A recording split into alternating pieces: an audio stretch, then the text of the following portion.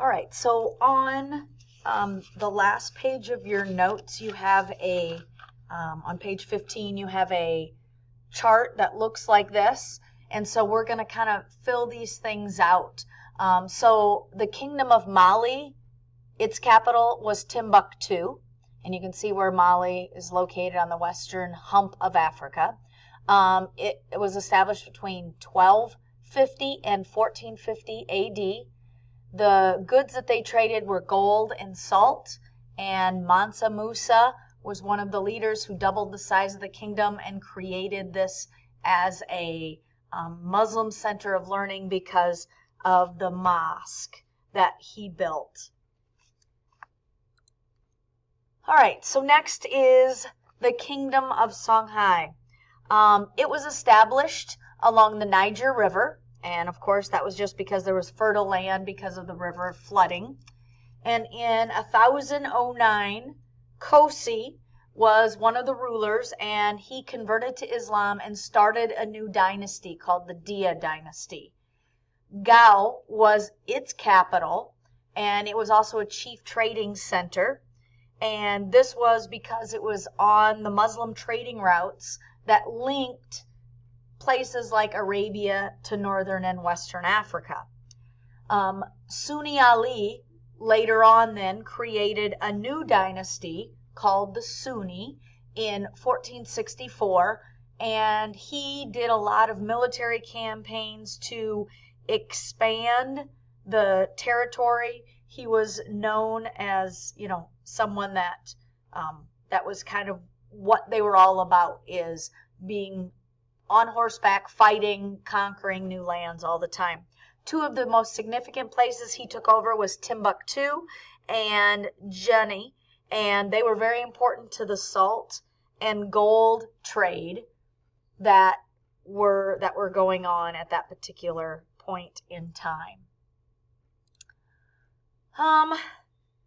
The height of the Songhai during this emperor was Muhammad Tur, and he overthrew the son of Sunni Ali in 1493 and took over. He created a new dynasty, and remember, a dynasty is a ruler of families, so then his family continued to rule, and he called it Askia, and Askia means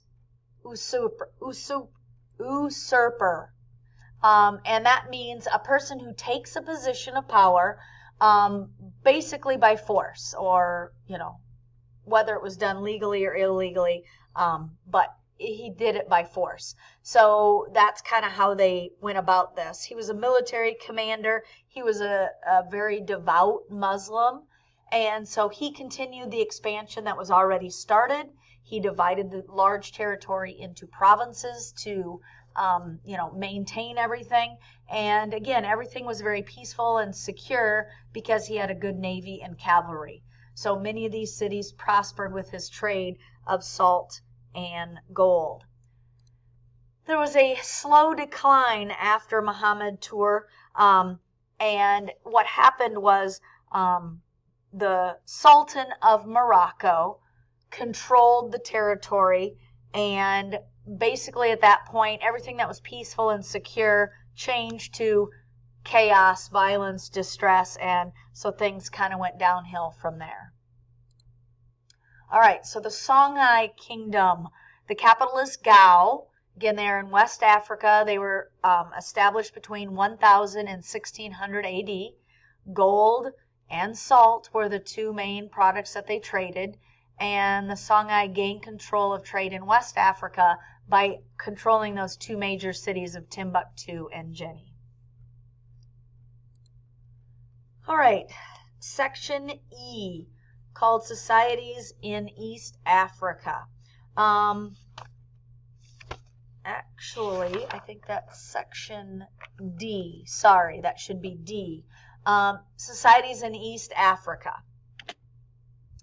East African societies were not as organized, and you can see from the map over there that there were several of them, but there were a variety of these small groups or states that were influenced by the religion of Islam. And again, trade was very significant because they were along the coast. The area that we're talking about was south of Aksum, and there was a mixture of people that did what was typical in that part of Africa. They hunted and gathered. Some raised livestock, but not as many. And in 1000 BC, they migrated towards the Congo River Basin. And at this point, there were a group of people that kind of spoke a similar language. Bantu is this family of languages that kind of united this group of people. So the Bantus basically did subsistence farming because, again, of where they were located in the middle. We talked about that even today. And subsistence farming is growing enough just for their own use. They grew things like millet and sorghum. They had yams, melons, and beans. They were still using iron and stone tools. And as far as the division of labor, boys would tend to the herds of animals. They hunted, and they were in charge of the trade. And they traded salt, animal products, copper, and iron ore. The girls were in charge of tilling the fields and caring for the kids, obviously all that to stay closer to home. So they kind of had the run of the trade along the east coast of Africa into the Indian Ocean. And they increased a lot of the trade with Islam, which of course is just right there on the Arabian Peninsula in the 7th and 8th centuries AD. So major cities, Mogadishu, which is still the capital of Somalia today, Mombasa, and Kilwa were a series of trading ports along the east coast. Kilwa was established in the 14th century, and an Arab traveler by the name of Ibn Battuta described Kilwa as one of the most beautiful towns in the world.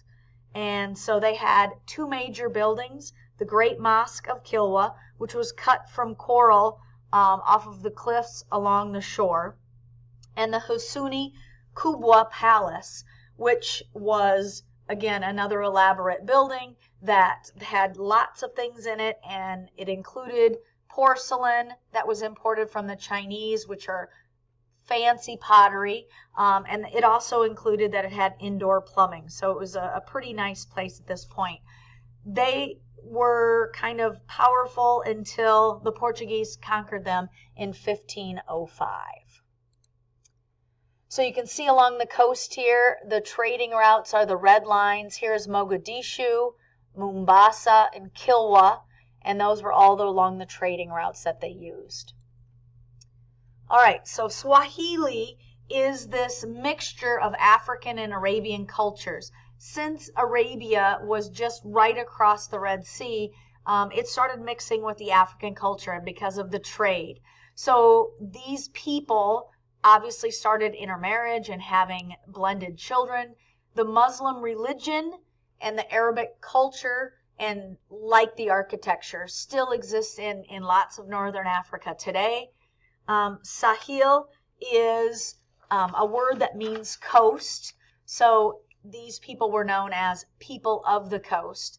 And it was a combination of the Bantu religion or language and the Arabic language, that is still presently used in modern day countries of Kenya and Tanzania today. All right, the last part is about is section E, called States and Stateless Societies of South Africa. Now, South Africa formed much slower or developed much slower than in the northern portion, just because of the separation of geography and being further away from the Arabic world. A stateless society is a group of independent villages that were organized by clans, and they were led by a ruler or a clan leader or a clan member, and they were smaller. And most of these stateless societies formed in the grasslands south of the Zambezi River, which was one of the rivers we identified in our geography unit. And basically their economy was farming, cattle herding, and the inevitable trade of Africa. So they had a lot of walls that kept in those animals that they used for farming, but it also kept those wild animals that Africa is known for out as well. By the 11th century, many of these stateless societies started grouping together and consolidating. And so one of those was the area known as Zimbabwe. And Zimbabwe was established in 1300 to about 1450 AD. It was known as one of the wealthiest and most powerful of these societies. They had established a good trade of gold, even with places as far away as China. The capital city was Great Zimbabwe, as you can see here. And this was on the Zambezi River. It was surrounded by stone walls. It had about 10,000 residents in Great Zimbabwe. We have located or recovered household items in this area, ornaments, probably religious related, that are copper and gold, and of course the porcelain that was imported from China. One of the other things that we've discovered in Great Zimbabwe was something called the Great Enclosure. We're unsure what its purpose is, but this was probably the biggest area in Great Zimbabwe. It was an oval space with 800 feet long and 17 feet thick and 32 feet high walls. Nearby were smaller enclosures as well with roundhouses. The royal palace was situated in a valley, and the walls here were a little bit more unusual because they were granite and they were stacked without any mortar to adhere them together. Around the middle of the 15th century, Great Zimbabwe became an abandoned city, and it's unsure why they were abandoned. It could have been due to drought, maybe crop failure, or even they overgrazed the area so the animals had nothing else to eat.